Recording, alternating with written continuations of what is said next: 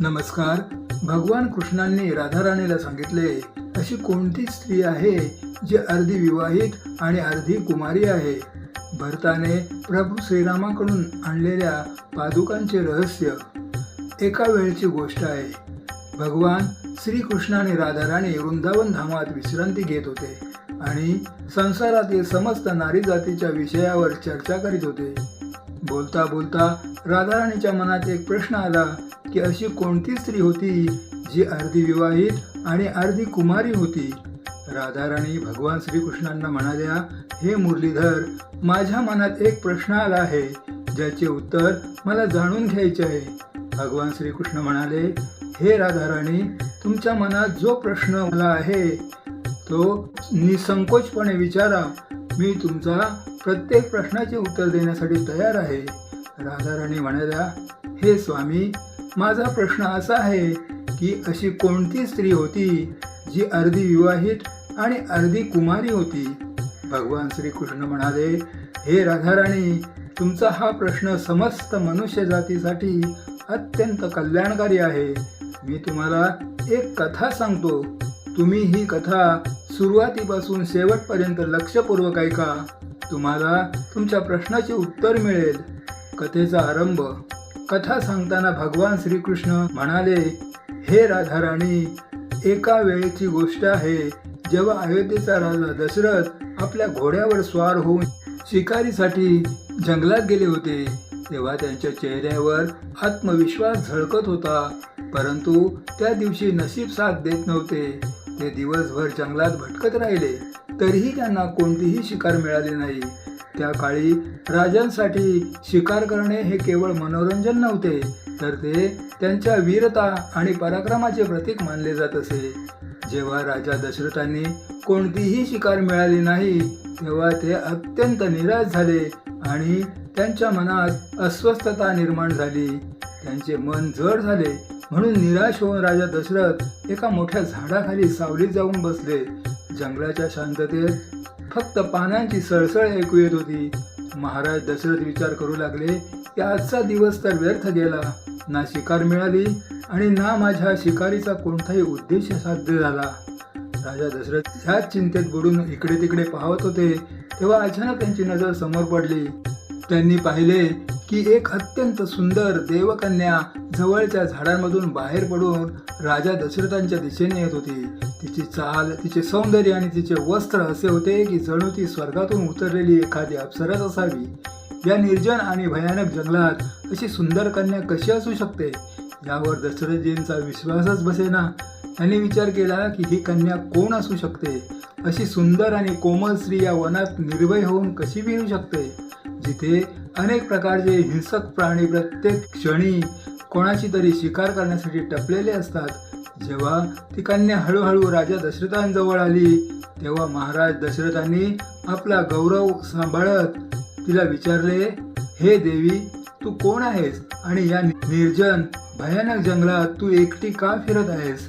तुला या गोष्टीची कल्पना नाही का की या जंगलात किती धोकादायक जंगली प्राणी राहतात जे तुझ्या जीवाला धोका निर्माण करू शकतात? हे सुंदरी, कोण आहेस तू आणि तुला इथे कोणी सोडले आहे? कृपा करून मला तुझ्याबद्दल सांग. राजा दशरथांचे बोलणे ऐकून कन्येने स्मितहास्य करत म्हटले, हे महाराज, सर्वात आधी तुम्ही मला सांगा की तुम्ही कोण आहात. पाहता क्षणी तर तुम्ही एखादे महान योद्धा वाटता, जसे की एखाद्या राज्याचे राजे असावेत. या निर्जन वनात तुमची उपस्थिती मला आश्चर्यचकित करीत आहे. राजा दशरथांनी मोठ्या गर्वाने उत्तर दिले, हे सुंदरी, मी अयोध्येचा राजा दशरथ आहे. हे तर तुला माहीत असेलच की राजांचे कर्तव्य शिकार करणे आणि आपल्या प्रजेचे रक्षण करणे असते. परंतु तू अजूनही मला तुझा परिचय दिला नाहीस. देवकन्येने अतिशय शांत आणि मधुर वाणीत म्हटले, हे महाराज, मी एक देवकन्या आहे. माझ्या वडिलांनी मला पूर्ण स्वातंत्र्य दिले आहे की मी स्वतःसाठी योग्य वर म्हणजेच पती शोधू शकेन. याच कारणास्तव मी या जंगलात आपल्या योग्य पतीच्या शोधात फिरत आहे. राजा दशरथांना हे ऐकून खूप आश्चर्य वाटले. ते म्हणाले, काय, तुझ्या वडिलांनी तुला या धोकादायक जंगलात एकटी पाठवले आहे? हे योग्य आहे का की एका पित्याने आपल्या मुलीला स्वतःच्या जीवनसाथी शोधण्यासाठी या निर्जन जंगलात भटकू द्यावे? पित्याचे कर्तव्य तर हे असते की त्याने आपल्या मुलीसाठी योग्य वर शोधावा. देवकन्येने उत्तर दिले, हे राजन, माझ्या वडिलांनी मला स्वातंत्र्य या विश्वासाने दिले आहे की मी स्वतःसाठी योग्य निर्णय घेऊ शकेन. आणि आता जेव्हा मी तुम्हाला पाहिले आहे तेव्हा मला असे वाटते की माझा शोध संपला आहे. तुम्हीच माझे योग्य वर आहात. राजा दशरथांना देवकन्येचा आत्मविश्वास आणि धाडस खूप अद्भुत वाटले, परंतु ते थोडे उपहासाने म्हणाले, अरे ही तर तीच गोष्ट झाली जी आजकालचे लोक करतात. एखादा मुलगा किंवा मुलगी एकमेकांना पसंत करतात आणि जर घरचे तयार झाले नाहीत तर पळून जाऊन लग्न करतात. असो, हे सोड आणि मला सांग की तू माझी निवड का केलीस? देवकन्येने म्हटले, हे महाराज, माझ्या मनाने तुमची निवड केली आहे. जेव्हा मी तुम्हाला पाहिले तेव्हाच माझे हृदय जाणून होते की तुम्हीच माझे जीवनसाथी बनण्यास योग्य आहात. तुमचे व्यक्तिमत्व, तुमची प्रतिष्ठा आणि तुमच्यातील ताकदीने मला विश्वास दिला आहे की तुम्ही माझ्यासाठी सर्वात उपयुक्त आहात. आता मला तुमच्याशी विवाह करायचा आहे. देवकन्येची अट आणि राजा दशरथांचे वचन हे ऐकून राजा दशरथ थोडे गंभीर झाले, परंतु त्यांच्या मनात त्या देवकन्येबद्दल आकर्षण निर्माण झाले होते. तिच्या सौंदर्यावर ते मोहित झाले होते आणि त्यांनी म्हटले, हे देवकन्या, तुझे धाडस आणि प्रेम पाहून मी सुद्धा आकर्षित झालो आहे. मी सुद्धा आता तुझ्याशी विवाह करण्यास सहमत आहे. राजा दशरथ त्या देवकन्येचा उपभोग घेऊ इच्छित होता, म्हणून कामुक होऊन ते त्या देवकन्येच्या दिशेने जाऊ लागले. राजा दशरथाने आपल्याकडे येताना पाहून देवकन्या हसली, परंतु नंतर ती थोडी गंभीर झाली आणि म्हणाली, तिने राजा दशरथांना रोखून धरले आणि म्हणाली, थांबा महाराज, विवाह तर मी तुमच्याशीच करेन, पण माझी एक अट आहे. जर तुम्ही माझी अट मान्य कराल तरच मी तुमच्याशी विवाह करेन. राजा दशरथांनी उत्सुकतेने विचारले, हे सुंदरी, सांग तुझे काय अट आहे? मी ती मानण्यास तयार आहे. हे सत्य आहे की कामुक, लोभी आणि लालची व्यक्ती जेव्हा स्वार्थात अंध होतात तेव्हा ती चांगल्या वाईटांचा परिणाम विसरून जाते. भविष्यात याचा परिणाम आपल्या हिताचा असेल की अहिताचा, किंवा तो आपल्या दुःखाचे कारण बनेल हे देखील ती विसरते. देवकन्येने राजा दशरथांसमोर एक महत्त्वाची अट ठेवली. तिने गंभीरपणे म्हटले, हे महाराज, जर तुमची इच्छा असेल की मी तुमचा स्वीकार करावा आणि तुमच्याशी विवाह करावा तर तुम्हाला एक वचन द्यावे लागेल की माझा पुत्रच अयोध्येच्या गादीवर बसेल, आणि जर तुम्ही हे वचन दिले तरच मी तुमच्याशी विवाह करेन. महाराज दशरथांनी जास्त विचार न करता ही गोष्ट स्वीकारली. त्यावेळी त्यांना कोणतीही संतान नव्हती. त्यांनी विचार केला की कदाचित यातून काही संतान प्राप्ती होईल. त्यांच्या मनात असा विचार आला की एका विवाहासाठी हे वचन देणे काही मोठी गोष्ट नाही. त्यांनी आत्मविश्वासपूर्ण आवाजात म्हटले, हे देवी, मी तुला वचन देतो की तुझा पुत्रच अयोध्येच्या गादीवर विराजमान होईल. आता तू प्रसन्न हो. देवकन्या हे वचन ऐकून समाधानी झाली. तिच्या डोळ्यात एक चमक होती, जणू तिला आता तिच्या जीवनाचे उद्दिष्ट प्राप्त झाले होते. राजा दशरथांनी तिला विश्वास दिला आणि म्हटले, हे सुंदरी, आता मी तुझ्याकडे लगेच राहू शकत नाही. मी माझ्या राज्यात परत जाऊन वरात घेऊन येईन. मग आपण वैदिक रीतिरिवाजानुसार विवाह करू. अशा प्रकारे तुझा आणि माझा विवाह पूर्ण होईल. आता तू इथेच या झाडाखाली विश्रांती घे. मी लवकरच परत येईन. देवकन्येने राजा दशरथांचे म्हणणे मान्य केले आणि ती झाडाखाली बसून राजा दशरथांच्या परतण्याची वाट पाहू लागली. राजा दशरथांनी तिला पुन्हा एकदा वचन दिले आणि आपल्या घोड्यावर स्वार होऊन अयोध्येकडे निघाले. वचनाचा विसर आणि देवकन्येचा अंत अशा प्रकारे त्या देवकन्येसोबत गंधर्व विवाह झाला. या विवाहात केवळ मन आणि वचनाचा मेळ असतो. तेच राजा दशरथ आणि देवकन्येच्या बाबतीत झाले.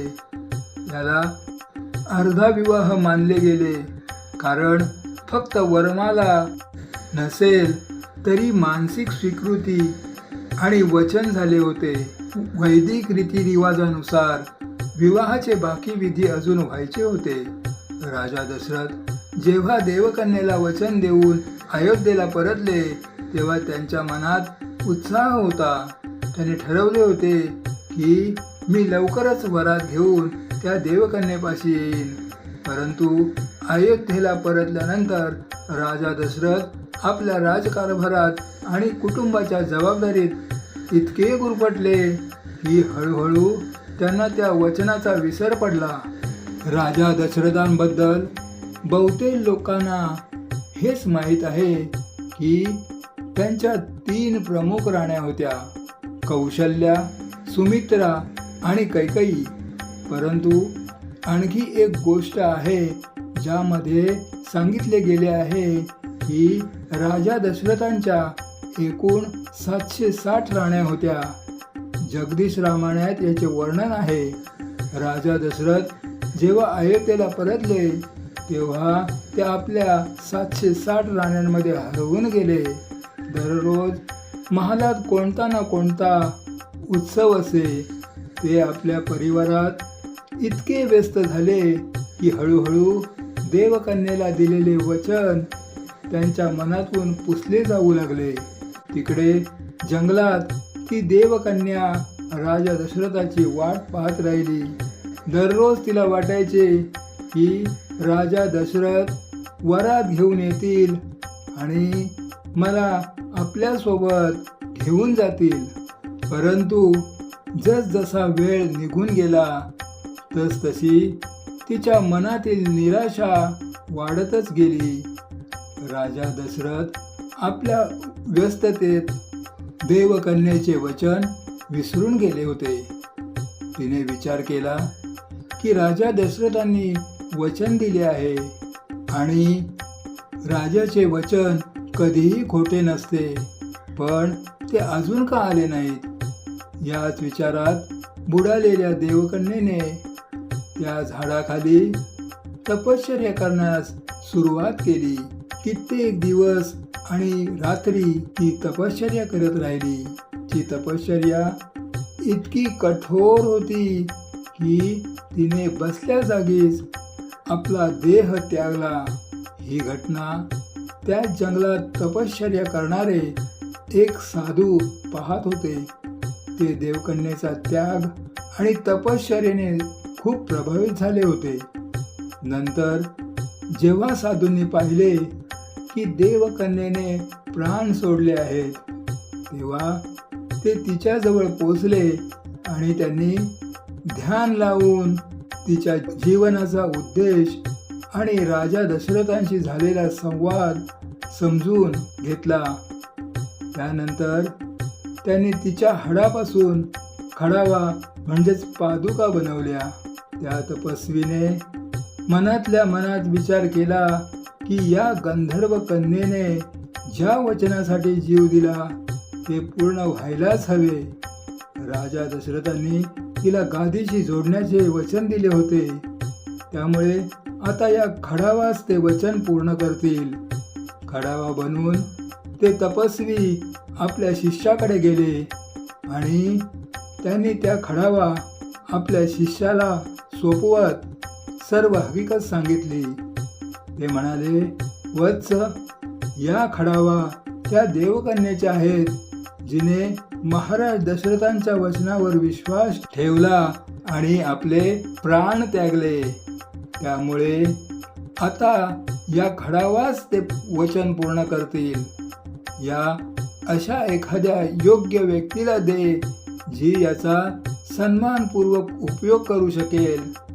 तपस्वीच्या शिष्याने श्रद्धापूर्वक त्या खडावा स्वीकारल्या आणि आपल्या कुटीत ठेवून घेतल्या. खडावांचे रहस्य. वेळ निघून गेला आणि राजा दशरथांच्या घरी भगवान श्रीरामांचा जन्म झाला. पुढे भगवान श्रीराम मोठे झाले आणि एक दिवस असा आला की कैकेयीच्या सांगण्यावरून त्यांना वनवासाचा आदेश मिळाला. भगवान श्रीराम माता सीता आणि लक्ष्मणासह वनवासाला गेले. वनात फिरत असताना ते त्या तपस्वीच्या शिष्याच्या कुटीत पोचले. तपस्वीचे शिष्य आणि त्यांची पत्नी माता अनुसया यांनी राम, लक्ष्मण आणि सीतेचे स्वागत केले. माता अनुसयेने माता सीतेला दिव्य वस्त्र आणि दागिने दिले आणि त्यांना जीवनाचे अनेक उपयोगी ज्ञानही शिकवले. जेव्हा भगवान श्रीराम कुटीतून जाण्यास निघाले तेव्हा तपस्वीच्या शिष्याने विचार केला की आता वेळ आली आहे की या खडावा योग्य व्यक्तीला सोपवल्या पाहिजेत. त्यांनी त्या खडावा भगवान श्रीरामांना भेट देत म्हटले, हे राम, या खडावा माझ्या गुरूंनी बनवले आहेत. त्यांचे खूप महत्त्व आहे. यांना आपल्याजवळ ठेवा आणि योग्य प्रकारे त्यांचा उपयोग करा. भगवान श्रीरामांनी त्या खडावा मोठ्या आदराने स्वीकारल्या आणि त्यांनी जाणून घेतले की या खडावा एखाद्या विशेष उद्देशासाठी आहेत. भरत मिलाप आणि खडावांचे रहस्य. हे सत्य आहे की जेव्हा भगवान श्रीराम, लक्ष्मण आणि सीता चित्रकूटमध्ये होते तेव्हा रामाच्या वनवासाच्या निर्णयामुळे अयोध्येत प्रत्येकजण दुःखी होता, परंतु सर्वात जास्त दुःखी भरत होते. भरताने मनात निश्चय केला होता की मी भाऊ रामाला भेटायला चित्रकूटला जाईन आणि त्यांना परत अयोध्येला घेऊन येईन. जेव्हा भारत चित्रकूटला पोहोचले तेव्हा त्यांनी आपला भाऊ रामाला वनवासी वेशात पाहिले. भरताने आपल्या भावाला या अवस्थेत पाहिले तेव्हा त्याच्या डोळ्यात अश्रू आले आणि भरत भाऊ रामाच्या चरणी पडून म्हणाले, हे दादा, तुम्ही हे काय करत आहात? कृपा करून अयोध्येला परत चला आणि राज्य सिंहासनावर बसून राज्याचे संचालन करा. मी अयोध्येचा राजा बनण्यास योग्य नाही. रामाने भरताला उठवत म्हटले, भरत, तुझे हे प्रेम माझ्यासाठी अनमोल आहे, परंतु तू हे का विसरतोयस की हा वनवास मला वडिलांचे वचन पाळण्यासाठी मिळाला आहे. धर्माचे पालन करणे हे माझे सर्वात मोठे कर्तव्य आहे. जर मी यावेळी अयोध्येला परतलो तर वडिलांचे वचन अपूर्ण राहील आणि हा माझ्यासाठी सर्वात मोठा अधर्म ठरेल. भरताने भावविभोर होऊन म्हटले, हे दादा, मी वडिलांच्या निर्णयाचा सन्मान करतो, परंतु त्यांच्या जाण्यानंतर अयोध्या एक दुःखी राज्य बनले आहे. तुमच्या विना प्रजा दुःखी आहे. प्रजेचे रक्षण करणे हा तुमचा धर्म नाही का? कृपा करून माझी विनंती स्वीकारा. रामाने भावुक होऊन म्हटले, भरत, मी तुझी भावना समजतो, परंतु माझा अंतिम निर्णय आहे. वडिलांचे वचन हा माझा धर्म आहे आणि ते पाळणे ही माझी प्राथमिकता आहे. तू माझ्या अनुपस्थित अयोध्येचे संचालन कर. भरताने पुन्हा एकदा म्हटले, जर तुम्ही परत येऊ शकत नसाल तर मी सुद्धा अयोध्येला परतण्यास योग्य नाही. मी तुमच्या विना राजगादीवर बसू शकत नाही. तेव्हा भगवान श्रीरामाने भरताला सांत्वना देत म्हटले, हे बघ भरत, जर तुझे माझ्यावर खरोखरच इतके प्रेम असेल तर माझे एक म्हणणे ऐक. मी तुला माझ्या चरण खडावा म्हणजेच पादुका सोपवत आहे. यांना गादीवर ठेवून तू राज्याचे संचालन कर. या खडावाच माझे प्रतीक असतील आणि तू माझा प्रतिनिधी बनून राज्य सांभाळशील. हे ऐकून भरताने रडत म्हटले, हे दादा, तुमच्या विना मी हे कसे करू शकतो? तुमच्या चरणाविना अयोध्या सुनी वाटते. तेव्हा राम म्हणाले, भरत, या खडावा केवळ प्रतीक नाहीत. यांना गादीवर ठेवून जेव्हा तू राज्याचे संचालन करशील तेव्हा हे जाणून मी समाधानी राहीन की अयोध्या माझ्या आदर्शानुसार चालली आहे. तू माझा प्रतिनिधी आहेस आणि या खडावा तुला माझ्याजवळ असण्याचा भास करून देतील. भरताने जड अंतकरणाने रामाच्या चरण खडावा स्वीकारल्या. त्यांनी खडावा हातात घेतल्या आणि रामाला म्हटले, हे दादा, या खडावा केवळ तुमचे प्रतीक नाहीत. हे माझ्यासाठी तुमचे आशीर्वाद आणि तुमचा आदर्श आहेत. मी यांना गादीवर ठेवीन, परंतु मी वचन देतो की मी स्वतः कधी गादीवर बसणार नाही. मी माझे जीवन एका साधूसारखे जगेन आणि तुमची प्रतीक्षा करेन. भरताने चरण खडावा कपड्यात गुंडाळल्या आणि आपल्या डोक्यावर घेतल्या. त्याच्या डोळ्यात अश्रू होते. रहस्याचा उलगडा. भरताने रामाच्या चरणांना स्पर्श केला आणि खडावा घेऊन अयोध्येला परतले. अयोध्येला परतल्यानंतर भरताने खडावा सिंहासनावर ठेवल्या आणि संपूर्ण राज्यात घोषणा केली की श्रीरामाच्या चरण पादुका अयोध्येचा राजा असतील आणि मी केवळ त्यांचा सेवक आहे. ही गादी माझ्यासाठी नाही तर श्रीरामासाठी सुरक्षित आहे. भरताने आपल्या वचनानुसार साधूचे जीवन जगण्यास सुरुवात केली. त्यांनी राजमहालात राहण्यास नकार दिला आणि नंदीग्राममध्ये कुटी बांधून तेथेच राहू लागले. ते दररोज रामजींच्या चरण खडावांची पूजा करायचे आणि राज्याची जबाबदारी सांभाळायचे. भगवान श्रीरामांनी भरताला मिठी मारली आणि म्हटले, भरत, तुझा हा त्याग अयोध्येसाठी अमूल्य आहे. तेव्हा भरताने विचारले, हे दादा, कोणत्या मातेला सुख मिळेल? रामाने हसून उत्तर दिले, भरत, हे सुख त्या मातेला मिळेल जिने आपल्या वचनातून आणि त्यागातून या खडावांना जन्म दिला आहे. ती एक देवकन्या होती जी वडिलांच्या वचनावर ठाम राहिली आणि तपश्चर्या करता करता तिने आपले प्राण त्यागले. तिची तपश्चर्या, त्याग आणि विश्वास व्यर्थ जाणार नाही. जेव्हा या खडावा अयोध्येच्या राजगादीवर विराजमान होतील तेव्हा तिचा उद्देश पूर्ण होईल. हे ऐकून भरतजी गंभीर झाले आणि त्यांनी मनातल्या मनात त्या देवकन्येच्या त्यागाला नमन केले.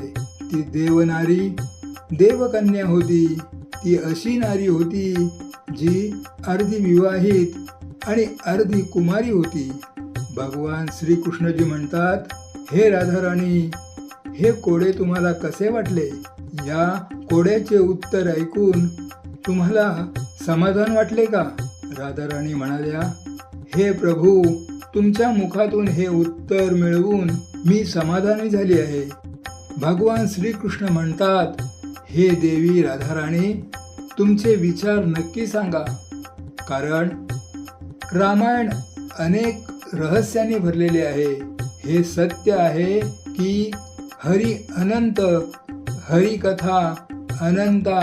रामायणात भगवान रामाचे चरित्र आणि विधात्याचे चरित्र कोणी कुठपर्यंत सांगू शकेल. अशा प्रकारे भगवान श्रीकृष्णांनी समस्त मनुष्य जातीच्या कल्याणासाठी राधाराणीच्या माध्यमातून ही कथा सांगितली.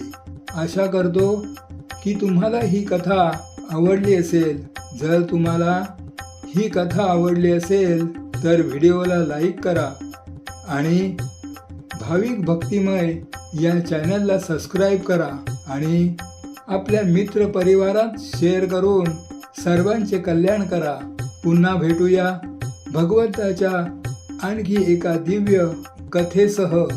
तोपर्यंत कमेंट बॉक्समध्ये प्रेमाने जय श्रीकृष्ण, जय राधाराणी नक्की लिहा. जो कोणताही मनुष्य ही कथा सुरुवातीपासून शेवटपर्यंत पूर्ण ऐकेल त्याच्यावर भगवान श्रीकृष्ण आणि राधाराणींची कृपा नक्कीच होईल. तुमच्या सर्वांचे मनापासून धन्यवाद.